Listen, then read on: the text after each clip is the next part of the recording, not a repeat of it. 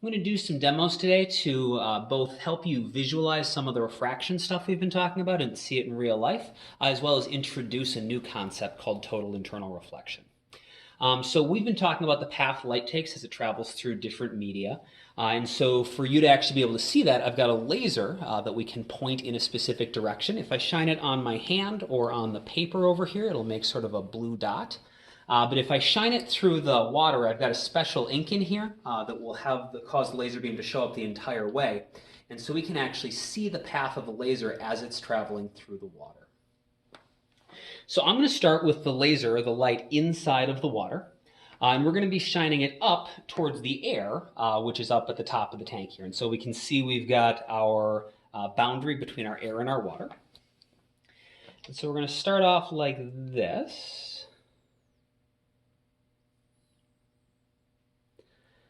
And so, let me get this adjusted.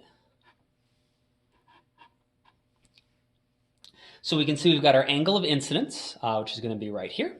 And we can see that is exactly the same as our angle of reflection, which is right here, which is exactly what we expect. The law of reflection says the angle of incidence and the angle of reflection have to be the same.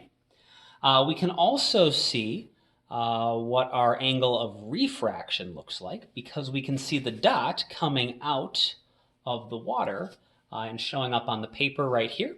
And so we can actually see what this looks like if I connect these with a line. We can now see the angle up top. That's the angle of refraction.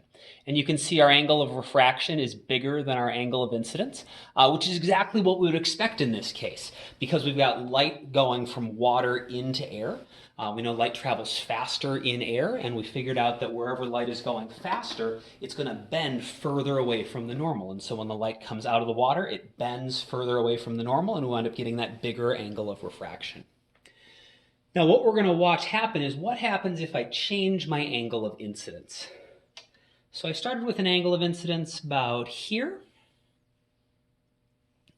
And now I'm going to increase my angle of incidence. So this angle right here is going to get bigger. And so you can see that angle's gotten a little bit bigger now.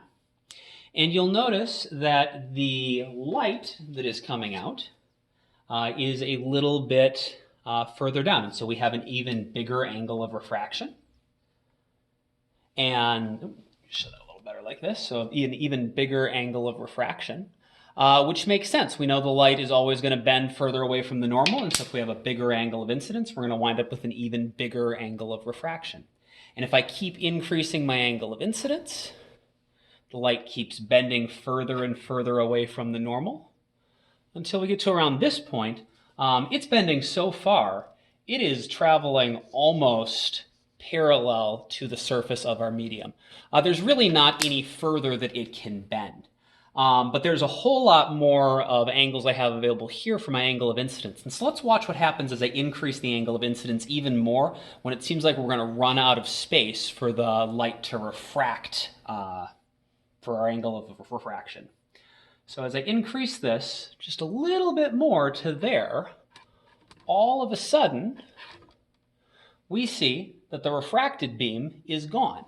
And if I go back just a little bit, now we can make it appear again, and then a little bit more, and it's gone.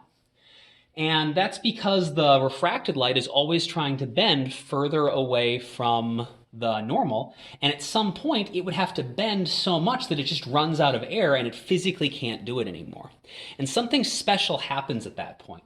You'll notice that the beam right now, we still have our incident ray and our reflected ray, and the angles are still the same, but you'll notice they're the same brightness right now.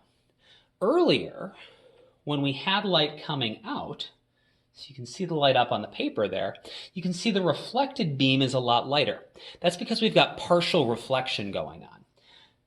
Most of the light is escaping and refracting out of the water, but a little bit of the light is reflecting, which is why we call it partial reflection. But when we get to the place where no more light can refract, where the light can't escape anymore, the beam is suddenly going to switch to full brightness right there. Because now, if none of the light is leaving the water, all of the light has to stay inside. And so all of it is staying inside the water and reflecting. And so we call that total internal reflection. And this angle where total internal reflection starts, that angle where our refracted ray disappears, and we wind up having 100% of the light stay inside the tank, that's called our critical angle. And we can see where our critical angle is because it's the point where the beam goes from coming out, and we have this lighter reflected ray, to the beam jumping to this full brightness. So here we can see we have our refraction, and about there is where our refraction ends. And so this angle right here, this angle of incidence, where we first see total internal reflection, that's called our critical angle. And so in today's lesson, we're going to look in a little more detail about exactly why this is happening, and talk about mathematically how do we calculate what that critical angle is so we can figure out at what angle of incidence does light stop escaping from a medium and start just reflecting inside of it like the surface is a mirror. And you'll notice that once we get past that critical angle, any angle beyond that, the top of the water just gets treated like a mirror. Absolutely none of it is escaping. You can't see any light appearing over on the paper other than where it is actually bouncing back out the side of the tank, but none of it is coming out of the top here. But then if we ever get back before that critical angle, all of a sudden now we can get our light to appear again. And so before the critical angle, light refracts. We only get partial reflection. At any angle after our critical angle, it just behaves like a mirror. No light is escaping out of the water. And we call this total internal reflection. It happens anywhere that the angle is bigger than that critical angle being where this just starts.